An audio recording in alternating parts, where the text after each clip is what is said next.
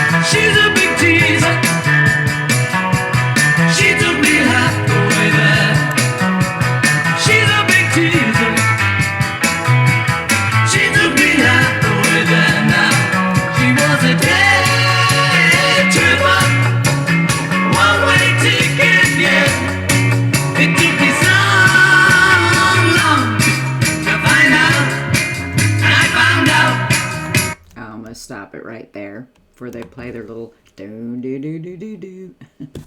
Anyway, I just love it, love it, love it. And I always said my first real memory of my first rock and roll song that got me to be a rock and roll roller was Nancy Sinatra's These Boots Are Made for Walking. But the second one was the Beatles. When the Beatles came, it was just all over for me, and I wasn't very old here either. I was 3 years old too. So between their music and Nancy Sinatra's, I was a little rock and roll girl. I really was. Loved it. Still do. So we are playing the 1965 tune by the Beatles called DAYTRIPPER, and we're doing it because it's been 60 years ago today that the Beatles came to America. So we're just going to play the song. Get back to it.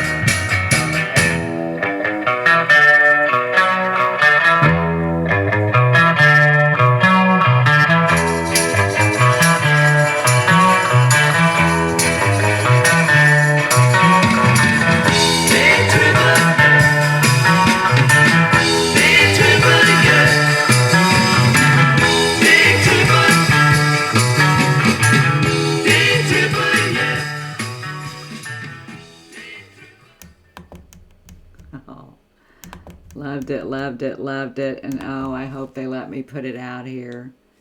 It's just a topic video, and that's usually what I get by with things that I'm not sure of. So I don't even know if you'll get to see this video, but I just couldn't like not try tonight. So, because, you know, when that happened, I'm going to read a little bit about it here. I did have some things written down. It says, on this date, February 7th, 1964, the Beatles arrived in America.